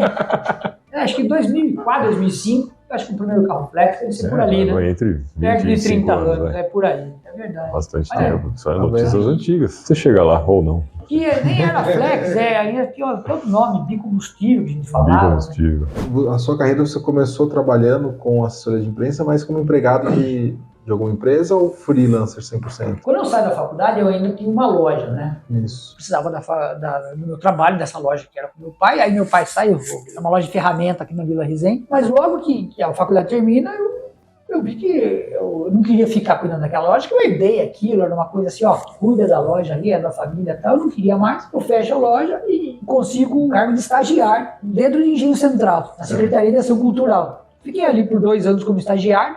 Até então você não tinha trabalhado com nada nesse segmento diretamente? Não, mas tinha já o diploma. Já estava formado. Já estava formado. Estava formado, porque eu me formo em 96, dezembro de 96. Eu gosto de brincar com meus colegas da nossa profissão, eu sou mais velho, 4, 5 anos mais velho que essas pessoas, elas são mais velhas de profissão. Elas já estão comemorando aí 30 anos de profissão, porque na faculdade elas já foram fazer estágio, já começaram a trabalhar, então elas saíram 4 anos na minha frente. Sim. E depois mais 2, porque eu ainda demoro... Tinha que cuidar da loja, pagar as contas, Exatamente. Não dava pra fazer. E eu não consigo esse cargo assim rapidinho. Eu até fechar a loja, ver que eu realmente não queria aquilo, eu entro na profissão em maio de 98, onde eu vou trabalhar no Engenho Central e fazer o 25º Salão de Humor de Piracicaba. 20º. Onde eu conheci ali meus grandes amigos na área de Foi caricatura. nesse momento que o Carlos Nascimento ligou. Ou Foi. em outro... Não, foi nesse salão, dia. Foi nesse salão. Na sua estreia. Foi. Não, eu já entrei em maio, né? O salão. Em profissão. Sim. O salão de humor vai acontecer em agosto. Eu entro em maio já para começar a trabalhar ali. E ali eu fiquei 2 anos, né? 2 anos e meio, um pouquinho mais, até o final de 2000. Quando muda o governo, aquelas mudanças de governo, aí eu saio e viro freelance. Aí eu começo a procurar alguns clientes e já consigo 2 ou 3 clientes pequenos, mas ainda morava com a minha mãe, eu ainda era solteiro, não tinha filho, então a vida é mais barata. Mais tranquilo, né? É mais tranquilo. Mas sempre na assessoria de imprensa. Sempre. Cheguei a fazer alguns bicos em algumas rádios, cheguei a sentar em microfone e fazer um programa, mas trabalhar efetivamente nunca trabalhei em nenhum veículo de comunicação. Cheguei a sentar na redação e, ó, quem quiser que a notícia saia, você escreve aí, pode sentar aqui no computador. Eu sentei e escrevi a matéria ali, se quisesse que ela saísse no outro dia. Entendi. Faz parte da assessoria de imprensa, né? Mas é assim, o cara falou, ó, eu gostei de sua notícia, não se tinha internet como tinha hoje. O computador é quase uma máquina de escrever. Sim. Eu podia fazer na minha casa, mas eu tinha que ter disquete, ir para minha casa, gravar no disquete porque não tinha internet. E voltar lá. Então, 2 trabalhos. E você levava o disquete, você perdia o disquete. E ainda, ó, quem estava ali meio duro ainda, o disquete custava dinheiro. Né? Cara. Então, meu irmão, senta e escreve. Você sentava na redação e escrevia ali a matéria do cara. Já editava, ele já via ali, estava tudo certo. Já mandava a produção. Já mandava a produção. E aí, começou assim. E aí você decide abrir o CNPJ, mesmo formalizar a empresa, começar a pensar negócio, em que momento? Sabe que isso é até interessante porque nessa mudança, eu tinha uma sócia que acabou de sair da empresa, né? A empresa nasceu no mês de janeiro. Está fazendo 18 anos nesse mês, exatamente. Meus parabéns. Mas quando eu e ela nos juntamos, era o mês de abril. A gente passou a contar A partir de abril. Não, a partir de abril. Então, vamos dizer que a empresa teria que fazer 18 anos daqui 3 meses ainda. Mas com a separação societária, eu falei, vou trazer para a data oficial de novo. E já quando você muda o ano, você já muda a data, né? Isso aconteceu agora, há 4 meses atrás. Então, voltou a ser janeiro. A data oficial é janeiro. Eu realmente abro o CNPJ da empresa, que precisava. Um cliente pediu. Sim. E engraçado, a gente não pode... Pediu que precisava de nota fiscal, provavelmente. Exato. E quando eu fechei a loja, minha loja, também é bem interessante, é engraçado, né? Eu fui no escritório de contabilidade, que eu sou o número 1 desse escritório até hoje. Que beleza. Então, a gente criou meio junto. Era um amigo que estudava na frente da Unimep. O bloco 8 da Unimep era dividido. Do lado de cá era a comunicação, do outro lado era a contabilidade. Se meu amigo abriu um escritório de contabilidade, eu abria o Engenho da Notícia. Mas isso depois. Como eu não fechei a empresa, eu usei o mesmo CNPJ. Mas teve umas mudanças e foi em janeiro. Eu aproveito o CNPJ que tá aí. Eu carrego o CNPJ há mais tempo. Mas não posso dizer que a empresa tem 30 anos, né? Peguei até mais. Não, tem 18. Porque como Engenho da Notícia mesmo, você teve que mudar contrato social, a rede social, atividade social. Exato, tudo. O Engenho, exatamente, de janeiro de 2006. Passa a existir e porque eu precisava emitir nota, né? Alguns clientes. Começou de sopetão. E eu falei, não quero, nunca mais vou ter uma empresa na vida. Assim, tipo CNPJ. Porque quando eu achei, não que na informalidade, eu imaginava fazer alguma coisa na área de assessoria de imprensa, mas eu não imaginava tanta burocracia. Pô, trabalho na minha casa, faço os textos pro pessoal, mas isso foi crescendo, isso foi tomando corpo. Então, isso foi bacana também. Profissionalizar, né? Precisa profissionalizar. Fui aprendendo isso com o tempo. Onde eu fiquei de 2000 a 2006, dessa forma. Quase 6 anos. É muito parecido com o pequeno empresário que começa mesmo. Né? Começa comprando um produto, vendendo porta a porta, vendendo. Alessandro é o caso, assim. Que na época não existia MEI, né? Então, não, exatamente. Eu nem sei se não, MEI não pode. A classificação dele não pode entrar no MEI. Né? Sim, também. E o que vem a ter, e eu na época foi dos primeiros, vamos nesse enquadramento aí, foi o Simples. Sim. O primeiro Simples, depois surgiu o Super Simples. Isso. Então abri empresa como Simples. Já foi um alívio, né? Um alívio, porque senão pagava COFINS, aquele monte de coisa que aí não teria condição. Assim, eu consegui abrir a empresa. Uma carga tributária alta, foi passando de transição em regime em regime. E a publicidade e propaganda em marketing paga o imposto é muito mais alto. A assessoria de imprensa é menos. Mais acessível. Mais acessível. O governo explora menos. É porque não mexe com dinheiro, é o primo pobre da história. A publicidade e propaganda está atrelada às comissões, então o imposto é mais alto mesmo. O aporte para o mercado de marketing é muito maior. Opa, muito maior. Muito maior. Sim. Você mexe com verba, né? Sua empresa é o primo pobre da história. Só faço o texto. É bem isso. Assim começou. Legal. E funcionário, como que é? Porque a maioria dos empresários que a gente conversa aqui tem um problema muito grande com funcionário. Mão de obra, rotatividade. O seu segmento também é assim ou já tem um pessoal mais qualificado? Não é qualificado, mas isso é quase que o lado triste da história, né? Porque, em geral, as pessoas começaram a migrar para assessoria de imprensa por falta de espaço na imprensa tradicional. E eu não tive esse problema. Você já Eu começou queria, assim. exato. Né? Então, hoje eu tenho uma empresa estruturada, tenho 5 jornalistas trabalhando para mim, tudo bem, mas é um monte de pessoas... São do jornalismo tradicional e... Perfeito, exatamente isso. São todas qualificadas, pode trabalhar com pessoas mais velhas, não pegar ainda o iniciante, porque você pega o pessoal mais traquejo, e o que também tem mais dificuldade de entrar, né, no voltar para o mercado. E ninguém quer voltar para o mercado, porque é o que a gente chama de hard news, né, que é essa coisa de ir para a rua do jornal, andar na chuva, aí... Jornalismo raiz. Nos buracos. No buraco e na delegacia, né? Tudo, depois de uma certa idade, pode até ser gostoso, sabe? No começo, aventura, interessante. Mas depois de um tempo... Tem quem goste. Tem. Até, tem uns amigos mais velhos aí que são malucos por uma delegacia. Mas depois você vai cansando disso. Cadeio, né? cara. Como advogado, né? Mas é ali que está o negócio, né? É, sensacionalista, né? Mas não é só isso. Não. Além do sensacionalismo, o sensacionalismo vai da índole do jornalista e da índole e da prática do veículo. Porque você tem uma coisa muito séria e um material muito qualificado, que é o BO. Sim. E ele é rico em detalhe, né? Riquíssimo. E ele é aberto. Sim. Ele fica lá no balcão, o documento público. Ele fica lá, em cima do balcão da delegacia, para qualquer pessoa ver. Você pode ir lá, lógico, você vai lá e transforma aquilo numa notícia. A notícia está lá, mas se você vai escrever de forma sensacionalista, vai apresentar aquilo de uma forma mais simples ou grotesca, ou ali é do jornalista, vai daí no jornal, a prática que ele quer dar para aquele tipo de notícia, né? Mas o material está ali. Traduzir o texto. Exato. E ali o que você fazia dentro da ciência, o cara faz isso dentro da cadeia. Exato. Na porta da cadeia. Dentro da cadeia, não, que lá tá. Na porta da cadeia. Porque ali você tem os termos técnicos também dos policiais e tudo mais. Mas mesmo você não entrevista o delegado, ali tá tudo. Ali já é a sua fonte. Você pode transcrever o que tá ali, que não tem problema nenhum. Não tem problema nenhum, né? Pode, se usar o nome da pessoa, não, depende do que for. Pode acarretar um processo. Pode. Porque o boletim também é inicial, né? Depois essa pessoa é julgada e inocentada, você toma na cabeça. Exato. Você pode preservar o nome, né? O que a rede social não faz hoje, né? Não. A rede social, ela não faz, mas aí não são jornalistas, né? São os... a rede social, né? Porque o público em geral. A rede social, ela dinamizou muito, né? Eu tava comentando acho que no curso que a gente tava fazendo, né? Quando caiu o avião aqui. Sim.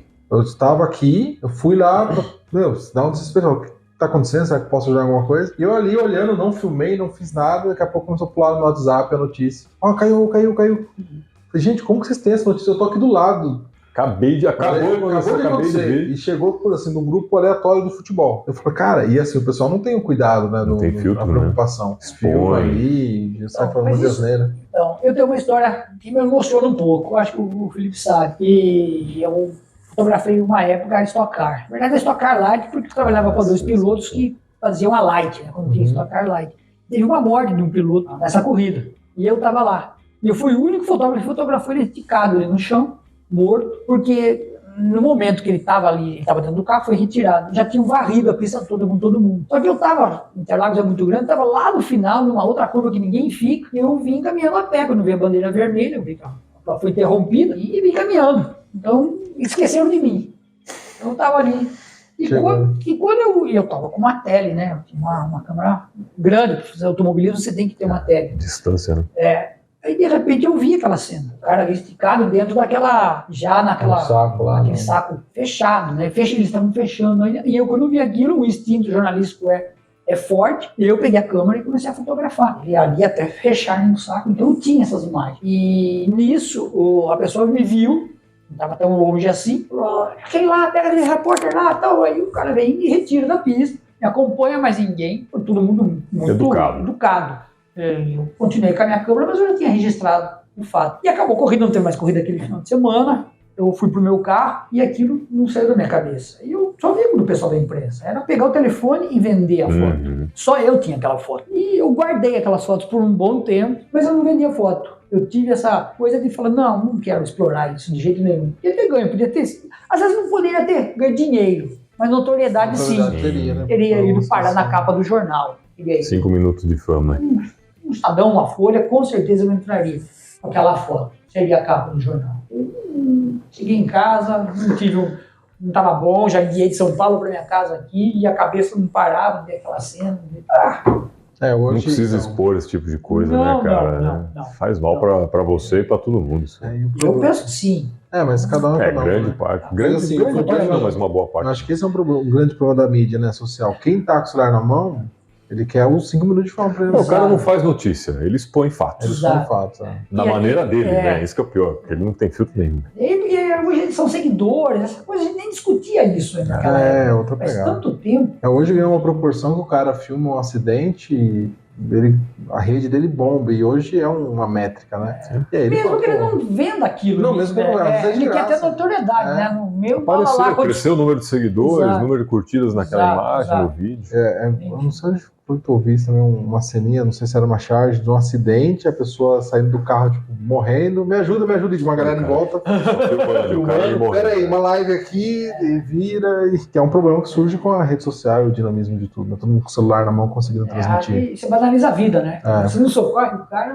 Falta um pouco de compaixão. Quais são as maiores dificuldades nesse segmento, comercialmente falando? Assim, é tranquilo vender assessoria de imprensa? Não, conseguir clientes deve ser difícil. Não é porque as pessoas ainda confundem um pouco. E quando você senta numa reunião para explicar aquilo que você faz, aquilo não é nem... Na maioria das vezes não é o que o cara está querendo comprar. Ele estava buscando marketing, caiu com você... Não, às vezes ele sabe o que é, mas ele não entende como vai funcionar. Você explica. Aí ele desiste. E ele vê que não é uma coisa imediata. Não é uma coisa simples. A gente tem uma transparência, a gente tem um jeito de falar que não engana ninguém. Senão a gente não está há 18 anos fazendo isso como empresa, né? Mas falo porque uma pessoa dessa, uma empresa dessa te contrata pensando que ela vai ter resultados imediatos e você ela nem contrata.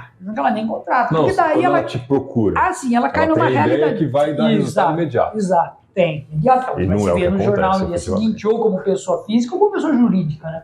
Ele vai se ver, ou o produto dele, ele vai estar nos jornais no dia seguinte, vai estar dando entrevista em rádio no dia seguinte. E não é assim. Primeiro, uma assessoria, você pega para trabalhar uma empresa, é uns 2, 3 meses, sabe? Por quê? Porque o jornalista da redação, do outro lado do balcão, que a gente gosta de falar, ele tem que sentir confiança naquilo. Eu chegar e levar um produto para você e jogar em cima da mesa aí... Não vai resolver nada. Não, você vai desconfiar. Porque, em primeiro lugar, o jornalista é um ser desconfiado. Por natureza.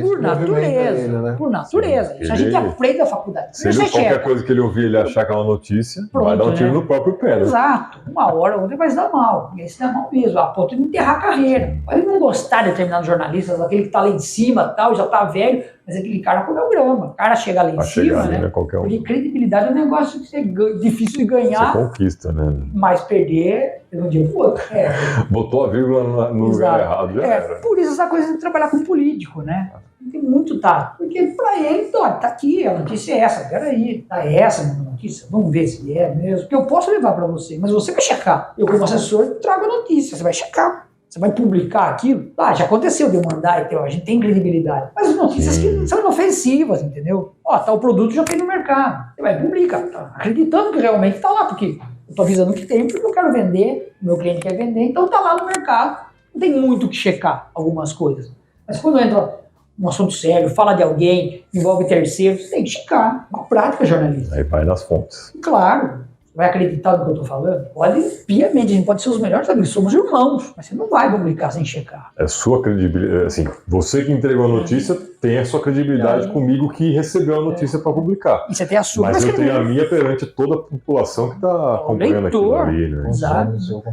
O leitor e aquilo que lê vai passar aquilo como verdade. Então isso vai longe, é sério. Então, nem todo mundo entende isso, né? Então, quando você chega e explica realmente, uma assessoria de imprensa é legal, você está precisando, eu sei o diagnóstico, você procurou, é verdade, obrigado, estamos aqui. Mas não vai funcionar esse mês. Vai até funcionar, você tem um puta de um produto, você tem isso, aquilo, você inventou alguma coisa. Você pode dar sorte de conseguir trazer resultado rápido, mas não é o padrão. Mas não é o padrão. Espera lá, uns 2, 3 meses para você conseguir escalar o negócio. Escalar, né? As pessoas são ansiosas hoje. É natural, né? E todo mundo acha que o filho dele é o mais bonito, né? Meu produto é o top. Aí você chega e fala, não é. tem mais uns 15 no mercado igual o exato. seu. Melhores. Por isso é fácil, realmente não é muito fácil essa história que você está falando. Ó, galgar porque cliente, não é simples. Eu fico pensando como empresa, você tem lá o seu departamento comercial, que tem que fazer as visitas, fazer a prospecção, todo o processo de uma área comercial. Sim. Deve ser tão difícil quanto vender contabilidade. Deve ser tão difícil quanto vender contabilidade. Porque ele é contador, né? Não, mas imagino, né? Porque é confiança, né? É. Contador. Isso, e aquilo que você falou, por exemplo, ele falou que tá com o contador dele a vida toda de empresário, tá com contador. Como que você não entra, né? Tipo, a maioria das empresas são mais velhas, mais tempos de CNPJ, você tá com contador aí há 1000 anos, não vai trocar. Sim. É que no caso de uma assessoria de imprensa, diferentemente da contabilidade, que toda empresa tem um contador, assessoria de imprensa são poucas que tem. Então, né? mas aí é o lado negativo, porque então. eu tenho que explicar o que eu vou vender e ver se Não, mas encaixa. é uma questão cultural, né? Sim. Acho que falta um pouco da cultura de as empresas, as pessoas aí mais expostas entenderem que precisa de alguém assim, né? Fala. Não é nem um serviço que o Brasil criou. É o RP, né? Isso já vem dos anos 40 nos Estados Unidos. É Caramba. isso. Logo pós-guerra ali. Entra a Ford nos anos 50. Mas o Relações Públicas, né? Públicas, é. Exato. Você falou RP, eu Sim, vamos falar. Sim, é o Public Relations. Então, você tem essa cultura dos Estados Unidos dos anos 50. No Brasil, isso chega muito mais tarde, no final dos anos 70. E a minha sorte enquanto empresa, é que eu já estava aprendendo isso pela faculdade em Piracicaba, mas lá no interior. E não tinha ninguém fazendo isso, de forma institucional. Eu não criei nada. Longe disso de eu falar, não, Marcelinho, não criei. Mas você trouxe o conceito para a região. Quem tinha assessoria de imprensa em Piracicaba? A prefeitura e a Câmara Municipal, só. É só os políticos. Só político. A prefeitura como instituição mesmo. Né? Os órgãos oficiais, né? A Exalc não tinha. Olha só. A Exalc só foi ter assessor de imprensa quando fez 100 anos em 2001. Caramba! E logo em seguida eu vou trabalhar lá. Ela era um departamento que nem podia chamar departamento. Mas a partir do centenário da Exalc. Mas estamos falando de uma USP. Em Piracicaba não tinha uma assessoria de imprensa. Me orgulho muito ter ido para lá. Meu grande emprego, assim. Nessa época eu era estagiário do Exalc. Aí eu começo a fazer assessoria de imprensa de uma forma um pouco mais profissional. Aí a gente vai ganhando espaço, você vai fazendo, ninguém mais fazia, procura ele. Quem faz é ele, não tem mais quem faz. Só tem ele. Exato. Então hoje são 18 anos. Só tem ele, mas ainda bem que era bom, né? Mas aí acho que é oportunidade, né? Sim. Talvez. Acho que tem muita gente melhor do que eu, sou melhor. Mas não tinha ninguém fazendo. Sim. Aí foi a coisa de chegar primeiro e eu ocupar o espaço. Beber ali. Você não acha um grande escritório de assessoria de imprensa em Limeira. Você não acha um grande escritório de assessoria de imprensa. E você atende cidades da região aqui também. Atendo, mas não. O foco é Piracicaba. O foco é Piracicaba. Rio das Pedras não tem cliente. Rio das Pedras, só o dono dos gados lá. Mas tradicionalmente no interior não se tem muito, né? Nos veículos, nos grandes instituições tem, nos grandes centros tem. E na prefeitura de Limeira tem, na prefeitura de mas da Câmara tem. Mas aí é interno, né? Deve ser funcionário direto, não é uma empresa. Não é interno. É funcionário. Concursado. Ou concursado. Alguns tem prefeitura que está mais avançado, tem concurso, né? Senão o cara traz um cargo de comissão, põe alguém ali, e fica 4 anos e depois vai embora. Aí que é ruim para a profissão, né? Não profissionaliza, não cria o departamento, não cria essa cultura. Que você tem um cara ali, de funcionário público, mesmo concursado, é muito legal. E longo prazo também ele tem um histórico maior. Exatamente. Né? E o comissionado também vai sempre puxar a sardinha do jeito que ele quer ali. Exato. Estou te pagando, você tá aqui, se você não fizer, você vai embora. Ele não vai ser jornalista, ele vai ser um agente político. Aí é complicado. Quando ele chega do outro lado do balcão, né, o cara vai sempre desconfiar. Ainda bem que o jornalista já tem essa índole, tem esse filtro. Tem que ter. Chegar e receber tudo de político, com interesse de cidade, com interesse... né? Você acha que tudo vai acabar no jornal? Mas enfim, quando você tem um cara que realmente passou por uma escola, e não que eu seja defensor de diploma, porque tem uma discussão sobre diploma no jornalismo também, eu não sou defensor do diploma, acho que qualquer um pode ser. Como nos Estados Unidos não precisa de diploma. Não? No Brasil, inclusive, é um dos poucos países que exige diploma. Deve ter uma meia dúzia de países que exige diploma. Na verdade, não precisa. A maioria do mundo não precisa. Mas, noções de ética, entendeu? Isso. Mas isso em qualquer lugar. Né? Mas bom senso e ética. Minha esposa, que tá aqui, que é cabeleireira, precisa ter. Sim. O contador precisa ter. Então, o fio verde precisa ter. Com certeza. Então, quer dizer, isso cabe em qualquer lugar. Isso é do ser humano, né? Não Exato. é profissão. Deveria ser, né? Bom senso e ética. Costumo dizer que se estão ensinando na faculdade é porque estava faltando. aí. Na sociedade como um todo, né? Eles Exato. passaram a colocar esse filtro a mais. Exato. Mas, e no Brasil, você tem a Casper Libro. Eu estudei, fui fazer minha pós-graduação lá, que é a escola mais antiga do Brasil. Mas é uma tradição no Brasil de ter essa Fazer a escola, formação, né? Ter a formação. A maioria dos países do mundo precisa. Não, eu acho que é importante, porque tem pessoas aí que às vezes querem seguir aquele caminho e não trilharam um caminho antes que pudesse chegar ali, né? Tem essa base, né? Então, ter uma escola que faça essa formação, mas realmente exigir uma formação, não sei, talvez... Em outros países você faz o quê? Você faz uma especialização naquilo. Tanto que o jornalismo é como a medicina, vai. Muito segmentado. O jornalista é especialista em agronegócio, em jornalismo esportivo. O cara é especialista em... e vai embora. Educação, tem todos os segmentos. saúde, tem todos os segmentos. O resto, vamos dizer que o cara que escreve sobre generalidades, porque o jornalista é um especialista em generalidades, né? Entende tudo, Um pouquinho de tudo. só um pouquinho, não entende nada. E aí, quando ele acha o nicho dele, ele foca e Sim. especializa. Mas, vamos dizer, a capa do jornal não é escrito por nenhum especialista. Tá. Tem que ter um bom português, uma boa coerência, né? Você tem que escrever de uma forma limpa, concisa, objetiva, para qualquer pessoa. Meu filho de 16 anos entenda, minha mãe de 83 entenda. Entendeu? Pessoas nos mais altos e baixos níveis sociais. Isso é claro, tem que ser claro, porque não tem ciência a jornal. É aquilo que você aprende praticamente no seu período escolar. Texto, né? Exato. Quantos textos você escreveu na escola, né? Exato. Mas aí a gente vai analisar a escola hoje. Aí a conversa vai longe, Só né? sai da escola, Aí é um outro não consegue podcast. ler. Aí você precisa chamar um educador, porque já não... Você manda um e-mail, o cara, você manda um e-mail pedindo batata, ele te manda macarrão, não entendeu o que você está falando? Não Entendeu? consegue. Eu recebo Simples, uns né? e-mails assim que você Tanto olha e que fala, diz aí, né, que tem um percentual alto de analfabetismo, Funcional, né, é. funcional. A pessoa lê um texto e não consegue entender o que está escrito no texto. Leu, mas não sabe o que é. Interpretar um livro simples, né? Bom, faz parte. Aí volta depois da conversa, a gente cria esse pessoal que só lê a manchete, né? É. Pelo WhatsApp e já forma uma... E já forma opinião Já e forma tem opinião, certeza mas- absoluta. opinião, preconceito e não sabe nada do contexto. Aí. Depois ele lê cinco palavras de um título, não pode ter muito mais que isso, no título a gente tenta ser conciso, em 5 palavras ele forma uma opinião. E tem certeza absoluta. Com certeza. E briga com você se for contra. E tem gente matando outros. Deixa aí seus contatos, suas redes sociais, para o pessoal conhecer um pouquinho mais do seu trabalho também. Obrigado pelo convite. Passa o contato de onde o pessoal encontra seu, não sei se é blog de cerveja, sobre cerveja, o material que você Pode ter esse contribui. conteúdo da cerveja aí. Porque você acha que vai atrair mais do que as pessoas não pensam. Esse eu tô migrando ele. Esse é o site de Engenho da Notícia, minhas redes sociais são Engenho da Notícia. Então, Instagram e Facebook por enquanto, e o E site. o site, vamos lá, exato. Legal. Mas sobre a cerveja, eu acho que o blog mais antigo de Piracicaba em atividade é meu. Ele deve existir Olha. desde 2012 ou 2013, eu já nem lembro mais quando eu comecei a escrever. O grupo é PTV.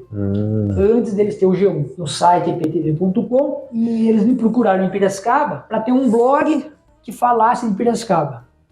Eu tinha um amigo lá, ele perguntou se eu indicava algum jornalista, eu indiquei 2 ou 3, nenhum deu certo. Aí ele perguntou, você não quer você escrever? E eu acabei topando, e ele me ajudou, ele chama Araripe, não sei onde ele foi parar, foi embora de Campinas. Aí ele me ajudou a achar o nome, chama Porto Piracicaba. Então ele tá num Blogspot, por quê? Ele foi migrado pro Blogspot porque a IPTV teve que desaparecer Tá. para virar G1. Então eu E tô aí lá, não pôde faz muito colocar. tempo, o G1 em Piracicaba já fez mais de 10 anos. Então eu fiquei 2 anos ou 3 escrevendo para a IPTV. Esse blog ficou no ar, aí eles deram, olha, ele vai desaparecer, a gente migra pro Blogspot e fica lá. Nunca perdeu o conteúdo, tá tudo lá. Mas você continua escrevendo ali, não? Continuo. Ah, legal. Só que, como eu enveredei pro lado da cerveja, e os meus artigos tinham lugar que eu não conseguia publicar, meus textos, eu comecei a pôr lá. Então ele não tem o nome cervejeiro. Tá. Então ele criou Ainda é o Porto o Piracicaba. Porto Piracicaba. O link tá no site do Engenho da Notícia, Não tá, mas agora eu vou migrar. Vai migrar. Agora eu tô com um projeto já de migrar, ainda esse mês, até perto do carnaval. Eu falei hoje eu não sei quando vai pular, né? Quinta-feira. Agora.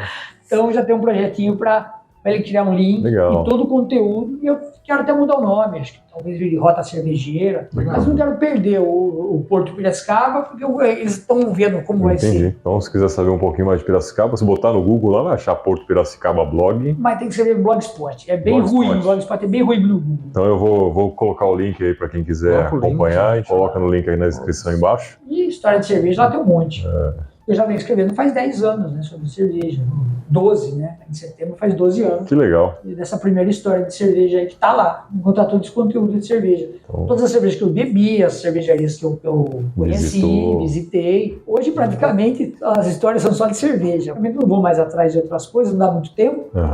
Então, quando tem uma história de cerveja... Não, legal. As histórias de cerveja são boas.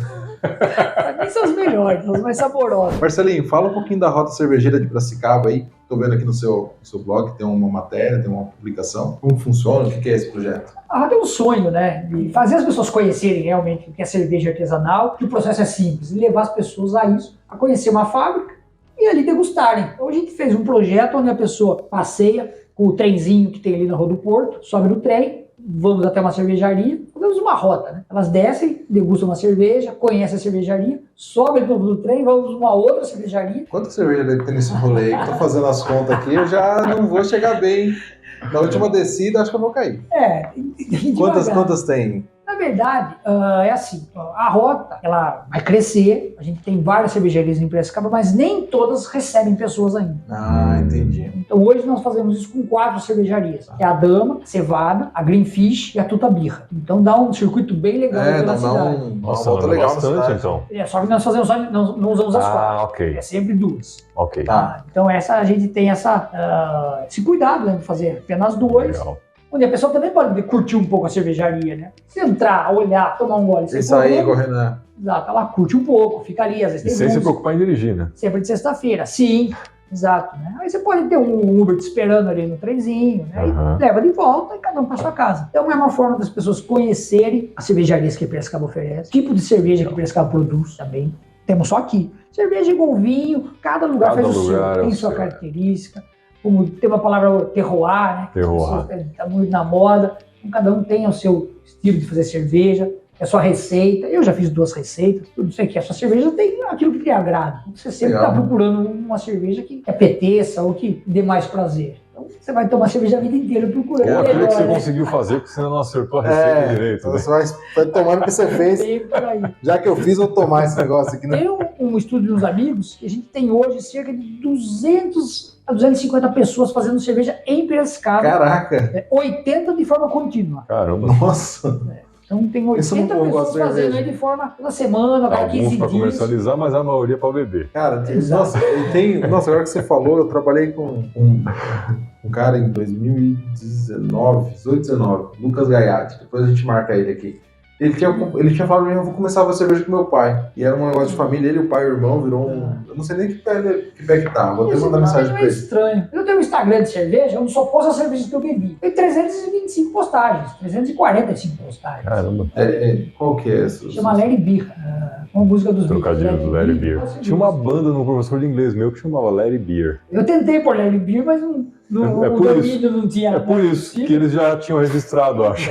Eu gostei mais do Larry Beer, né? Sim, combina mais, né? Tem uma página oficial no Instagram aqui do Rota Cervejeira? Tem. É sua? por aí que a gente vende os ingressos, sim. Legal, ó. Já deixa o link também. Vamos colocar o link aqui embaixo também. A rota começou uma coisa organizada, né? O que a gente precisa é estar sempre mais ligado com os horários do trem e da cervejaria ter essa disponibilidade de estar recebendo a gente. Mas acho que a partir de março a gente consegue deixar isso bem redondinho. Porque a gente fez 3 passeios em dezembro e não conseguimos fazer um em janeiro. Agora em fevereiro tem carnaval. Janeiro também é tumultuado. Janeiro é o mês da ressaca. Eu digo que nem tumulto, não tem tumulto. Não tem nada. É ressaca, todo mundo tá parando, vendo as contas do ano passado. Todo mundo na praia, né? Pagando IPVA, IPTU. Pessoas pagando conta, ou fazendo conta para ver se vai ter como pagar. Né? Exato. Mas acho que em março a gente... retorna. Aí toda sexta vocês vão fazer ou vão expandir? A gente tá pensando nisso aí, porque precisa ter público. Né? O trenzinho não sai se não tiver 20 pessoas, né? Porque o trenzinho é independente. Entendi. A gente meio que aluga ele pro passeio. Então se não tiver pessoas, o trem não sai. Não tem sentido fazer a rota com 3, 4 pessoas, porque também é caro. O trenzinho de Piracicaba, não é de Piracicaba, ele é de Rio das Pedras. Cara, nossa, como é foda o preconceito. Eu via ele em Rio das Pedras e falava, não, tô pegando o trenzinho lá de Piracicaba. Olha só que errado. Ele vem de lá pra cá. Nossa. Caramba. O trenzinho é importado. Meio do sítio. Fui cancelado por Rio das Pedras. Eu sabia, não fazia ideia. Interessante, cara. Mas é bem interessante, porque eu tenho uns amigos, não sei se eles sabem disso também. Vou até compartilhar com os colegas meus que gostam de tomar uma cerveja. Não fazia ideia. Minha esposa gosta de conhecer cervejas diferentes. A gente quer ampliar, e talvez não só com o trem, porque ele também tem limitações de lugar. Sim. E como a gente precisa de uma turma muito grande, talvez fazer com turmas menores. Porque esse mês de janeiro abriram 2 novas nano-cervejarias em Piracicaba. Empresários fazendo cerveja dentro do próprio bar. São brew pubs, em nome do malte, e a Peixe Para. Faça contato pra gente conversar com esse pessoal. Todos eles. Tomar uma cerveja. Sim, vale a pena. Você chamar todo mundo. Tem uma diretoria, né? Chama Piracicaba, que é o Lucas da Greenfish, que é o presidente. Às vezes vale a pena. Mas agora, nesse mês de janeiro, 2 nano-cervejarias funcionando. Novas. O cara fazendo cerveja ali, você vê o cara fazendo dentro do barzinho. Que legal. Porque você vai na cevada, às vezes você fica lá na frente na cevada pura, ou na dama, você fica lá na frente, e a fábrica tá lá no fundo, Sim. a porta tá fechada. Virou loja, né? Exato. Tem produção totalmente Exato. separada. Ficou uma coisa Mas mais... esse pessoal tá fazendo uma coisa pequena, onde você vai ver o cara fazer cerveja, às vezes você vai praticamente tirar ali do tanque e tomar. E a Fresquinha. qualidade é outra. Fresquinha. É outra. A cerveja Não tá cerveja oxidada. é viva, né? Aquele cerveja viva. Então, essa é uma situação, né? Quem não tá acostumado, talvez até estranho, né? Ele tá tão acostumado com, na cabeça dele, cerveja, é o que ele toma no churrasco lá, no baratinho, e aí quando ele vai tomar isso aí, ele é até estranho. Eu tenho uns amigos, isso não pode nem falar o nome, rapaz. É verdade. Quando o cara tem vergonha dos amigos, porque os amigos estão ruins. Não, é pelo poder aquisitivo. Esse pessoal, eles têm dinheiro para tomar a melhor cerveja do O mundo. nível é outro. É outro. Mas eles gostam de tomar aquela porcaria. aquela porcaria. Eu até gosto de falar, eu gosto de tomar branco. Eu gosto de falar com o nosso sotaque, eles são brameiros. Eu conheço vários. Brameiro, assim. apaixonado. Eles são apaixonados. E acha por que é isso. cerveja. E acha que é cerveja. Ele sabe que não é, mas ele gosta. Acostumar, Não, é isso que eu tô falando assim, acostumou o paladar. É. A primeira vez que eu tomei uma IPA, eu nem sei se... A IPA é artesanal, não é? Não, Sim, é um não, tipo é um de estilo, É um cerveja. tipo de cerveja, não sei. A Mas primeira vez que eu todo mundo fala, a IPA é muito boa. Eu tomei e falei, cara, prefiro a minha Brahma. E aí foi um furdunço na mesa também. E aí fui experimentando mais pra conhecer melhor. Aqui também começa a ter aceitas, né? Aí o cara que toma IPA só toma IPA e fala que qualquer outra coisa é uma merda. Cara, está aqui minha excelentíssima esposa que pode dizer, ela é prova viva. Ela só quer saber tomar IPA. Toma uma outra cerveja. Enfim, virou uma inteira. Ipeira, legal. Ipeira. Eu preciso experimentar mais cerveja. Eu vou fazer, quando tiver essa rota aí, dá um toque pra gente, a gente publica aqui. Pô, vamos fazer uma rota com a gente. E eu vou levar uma esposa, ela vai gostar bastante. Fazer um episódio durante a rota. Pode ser. Cara, filmar Luquinha, cervejaria, você tá bebendo já? o processo é muito legal. Porque é muito simples. Você faz a cozinha da sua casa. É muito simples de fazer. Meu cunhado e minha irmã fazem, já comentei Então, com você. Por sinal, eu nunca me... Bom, Não fizeram, desde aquela conversa que a gente teve, não fizeram agora mais. Não, corta. Foi só você indicar que pararam de fazer. Não, na verdade, eles já tinham parado antes. Queria muito Não, é falta entrevistar. de tempo mesmo. É porque, olha a história bacana. Tem uma baita história para escrever isso, é legal. Eles fazem dentro do apartamento. Dentro do apartamento. No apartamentinho é MRV. Você tem que tomar cuidado, você pode ir no apartamento, você não se Não, é que eles fazem pra eles, né? Entendi. É uma quantidade pequena. Eu tenho um outro amigo, é que ele mudou, ele tá no Rio de Janeiro, um fotógrafo. Ele fazia sem geladeira. Você precisa de uma temperatura controlada. Sim. Ele conseguia fazer sem geladeira. Ô, louco. Ele usava 4 garrafas PET. Cara, isso vai parar. 2 no congelador e 2 depois de congelada. Ficavam Controlando a temperatura manualmente o dentro negócio ali. de um tanque. Ele põe gelo no tanque. Você imagina o tanque. Não, é isso. Não, o tanque de lavar roupa, é isso? Lavar roupa, Porque, na verdade, pra não ter muito trabalho, é bom você ter uma segunda geladeira dentro da sua casa. Aí Sim. você faz aquela geladeira só para aquilo. Ele não tinha geladeira e fazia cerveja. Aí ele calculava mais ou menos o horário, trabalhando, ele ligava pra filha dele e mandava ela tirar. Troca as garrafas. Troca as garrafas, pega a que tá no congelador, põe lá para continuar mantendo a temperatura e ficava pedindo para ela ver Monitorando. o termômetro. O termômetro, quer dizer, a coisa mais rudimentar possível. E ele fazia cerveja dentro da casa dele. Cara, no apartamento. A cerveja surgiu há mais de 5 mil anos. Não se falava em geladeira. Isso é verdade, você fala. Tá aí, né? Não foi inventado ontem, né? Matéria dessas de hoje que eu vi. Acharam um pote do Guia Cervejeiro, pode estar no Instagram aí. Acharam um pote com resquício de cerveja de mais de 5 mil anos. Aí, Acharam resquício de cerveja. aí você vai dentro perguntar de se um o cara pote. tinha geladeira pra fazer? Tava pensando. Gelo.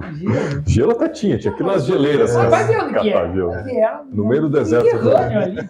Bom, legal, já vou mudar A essa rota tá parte. aí pra isso, gente. Vale a pena ver cerveja, ver fazer cerveja, experimentar cerveja. Eu vou copiar esse link que já mandar Projetos aqui. de Piracicaba, cara. Até falando um pouco de cultura, né? Aproveitando o ensejo. Piracicaba tem muita coisa, né, cara? Bastante. Muita coisa nesse sentido e o pessoal não aproveita. E olha, muita coisa pra ser descoberta, viu? Sabe que Imagino que sim. eu tava conversando isso com minha esposa. Tem muita coisa num valor acessível, mas eu não sei se é mal divulgado. Por exemplo, aquele negócio de luzes que teve no final do ano, eu achei muito legal e eu só vi pela TV depois, eu vi as matérias, mas eu não fiquei sabendo. Ali na Lagoa, você fala? É. Ah, o Natal iluminado. Natal iluminado. Natal iluminado. Depois eu fui ver a matéria em algum lugar, acho que foi no G1 até que saiu, mas eu não vi o anúncio. Cara, eu não sei. Eu acho que não é mal divulgado, porque eu vi anúncio disso, mas eu não parei pra prestar atenção. Tá, eu realmente não lembro. Eu só me toquei o dia que eu passei na frente da lagoa e vi uma estrutura ali. Eu falei, opa, tem alguma coisa aqui. Vai geral. Mas é interessante, tem muito conteúdo. É aquele assunto também da segmentação, né? Não é o nível do seu métier. Você não busca aquilo, você fica seguindo exatamente dentro da sua bolha, ou aquilo que no seu cotidiano você acaba não enxergando isso, passa batido. É a imprensa. É o jornal, não vou falar da imprensa em si, mas é o jornal mais denso, com todas as notícias, onde você encontra tudo ali praticamente, numa cidade grande como Piracicaba, mas você consegue condensar num jornal bom, um jornal que tenha várias editorias. Bom ou ruim não, mas que seja completo. Hoje não, né? São 12 páginas que os jornais têm, e ali aquela notícia realmente, então não dá pra cobrir tudo. Não vai ter tudo ali. Então você tem que acompanhar outros veículos, você tem que ver outros canais, você tem que ouvir as rádios, e você não consegue fazer tudo isso o tempo todo, né? Você vai perder muita coisa. E hoje, o problema vamos voltar para a mídia social, né? Piracicaba não compete mais com a notícia, não são jornais de Piracicaba competindo entre si, são jornais de Piracicaba competindo com a notícia do mundo. Então, realmente perde o clique. Eu acho muito ruim quando a pessoa começa só a ver notícias por grandes veículos. Só sigo o G1. Porque aí você não vê muito local. Você vê local, exatamente. E tem muito site local. Tem um monte, se é bom, se não, mas que tem pra ser seguido. Pelo menos pra você fazer um formato fino, escolher ali, filtrar e depois seguir o que você tem mais confiança. Para falar em site, pra ficar no digital, tudo no celular, mas rádio, TV, então a TV não tem Piracicaba, então você tem alguns canais. Tem gente no YouTube, tá cheio de gente fazendo programa no YouTube. É verdade. Rádio digital, divulgar tudo isso. Só sigo o Estadão, só sigo a Folha. E da sua vida, da sua comunidade, né? A gente discute, é aquela máxima que volta no local, no micro, né? Descentralização. É a máxima da política, né? A gente discute muito campanha de presidente e o prefeito tá aí. Não sabe o que o prefeito tá fazendo na sua vida. E não sei quem são os candidatos para esse ano, é verdade. O buraco na rua, você não pode reclamar do Lula, do Bolsonaro, ou e você passa todo dia em cima dele. Passa todo dia. E às vezes o vereador que pode te ajudar tá tomando um café aqui em algum lugar do mar. Seu pai, exato. E se você ficou até agora, né? Deixa um curtir pra nós, pelo menos. Xinga nós aí, pelo menos. Fala alguma bobagem, reclama, né? Manda um sinal de fumaça aí que é importante pra gente. É isso, Cleitão? É isso aí, meu Semana que vem tem mais? Semana que vem tem mais. Marcelinho, mais uma vez, muito obrigado pela presença, compartilhar a história aí. E você que é empresário, sendo assessor de imprensa, está aqui em Engenho da Notícia, não deixe de fazer um contato, pelo menos bater um papo, tomar um café. Vai lá tomar um café, Morro Grande, gente. Morro Grande. Opa. Vamos lá. Valeu, galera. Falou. Obrigado.